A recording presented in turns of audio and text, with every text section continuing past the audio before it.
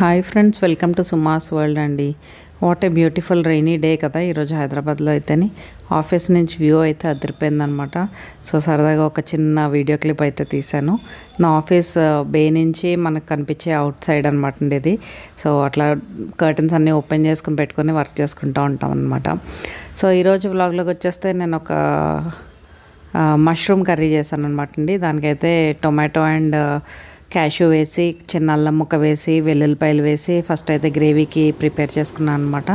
నేనైతే రెగ్యులర్గా ఉన్నాను, కానీ మష్రూమ్ చాలా మంచిదంటారు. అందులోనే పచ్చిమిర్చి అండ్ ఎండుమిర్చి కూడా వేసేసానండి కారానికి. సో మష్రూమ్ చాలా మంచిదంటారు, కానీ పెద్దగా రెగ్యులర్గా వాడినండి నేను. ఎందుకంటే పిల్లలంతా ఇష్టపడరు. ఇది అన్నంలోకి అంత బాగున్నట్టు అనిపించదు, చపాతీలోకి అది అయితే బాగుంటుంది అనమాట. సో మనం ప్రిపేర్ చేసిన గ్రేవీ అయితే మెత్తగా గ్రైండ్ చేసేసుకొని ఆ తర్వాత ఇంకా ఉల్లిపాయలు, పచ్చిమిరపకాయలు వేపుకుంటాం అనమాట అండి. పక్క దాని మీద అయితే చికెన్ పెట్టాను. ఈ చికెన్ నేను ఏం చేస్తానంటే జాగ్రత్తగా ఉడకపెట్టేసి ఫ్రిడ్జ్లో పెట్టేసుకొని ఎప్పుడు కావాలంటే ఇప్పుడు ఒక 4 ముక్కలు తీసుకొని ఫ్రై చేసుకుంటూ ఉంటాను అనమాట అండి. మష్రూమ్ అయితే నేను శుభ్రంగా వేడి నీళ్ళలో వేసేసి కడిగేసాను శుభ్రంగానే. హాఫ్ కింద కట్ చేశాను అనమాట, కొంచెం పెద్ద సైజెసే కట్ చేశాను. కట్ చేసి వేడి నీళ్ళలో కొంచెం పసుపు, ఉప్పు వేసి శుభ్రంగా క్లీన్ చేసేసాను అనమాట అండి.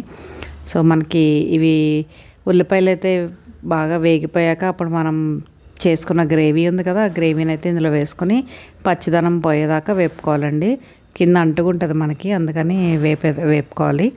పక్క మొక్కట్లో నేను మష్రూమ్స్ కూడా వేపుతున్నాను అనమాట. ఎందుకంటే కొంచెం క్రిస్పీగా బాగా వస్తాయని చెప్పి మష్రూమ్స్ కూడా వాటర్ అంతా పోయేదాకా కొంచెం 1 స్పూన్ ఆయిల్ వేసి అయితే వేపాను అనమాట అండి. వేపేసి ఈలోపు మన గ్రేవీ కూడా వేగిపోయింది కదా, అందులో వేసి కలిపేసి కొంచెం ధనియాల పొడి అండ్ జీలకర్ర పొడి ఇవన్నీ కూడా వేసాను. ఫస్ట్ అయితే కొంచెం వాటర్ వేసేసి మూత పెట్టేశానండి, మగ్గుతుంది.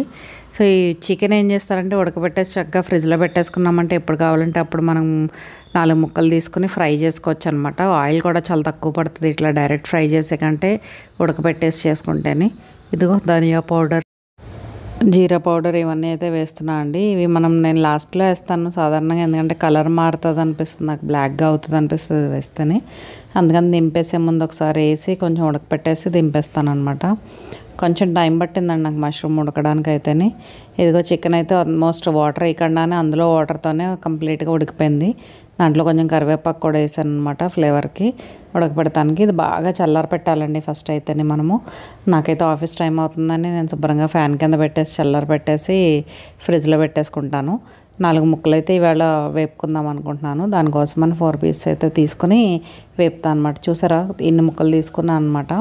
ఆయిల్ అయితే జస్ట్ 1 స్పూన్ వేసాను. ఇంకా దాంట్లో మనం కొంచెం పచ్చిమిర్చి అండ్ కరివేపాకు వేసుకుని, కరివేపాకు చాలా బాగుంటుందండి ఫ్రైస్ చేస్తున్నప్పుడు. కరివేపాకు ఫ్లేవర్ అంతా బాగుంటుంది అనమాట. సో డెఫినెట్గా అయితే వేసుకోండి.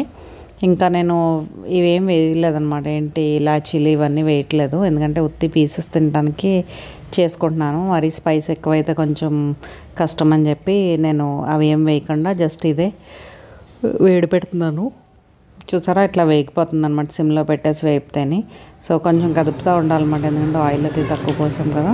అంతా చికెన్ అంతా ఫ్రై ఆల్మోస్ట్ అయిపోయింది. ఇంకా 2-3 మినిట్స్లో దింపేస్తాం అన్నప్పుడు కొన్ని క్యాప్సికమ్ పీసెస్ కూడా వేసుకున్నానండి. సో ఇదిగో ఈ పక్కనైతే మష్రూమ్ కర్రీ కూడా అయిపోయిందనమాట. ఇవ్వండి ఈరోజు ముచ్చట్లయితేని. మళ్ళీ కలుసుకునే వరకు సెలవు మరి. Stay tuned to Suma's world. Bye bye.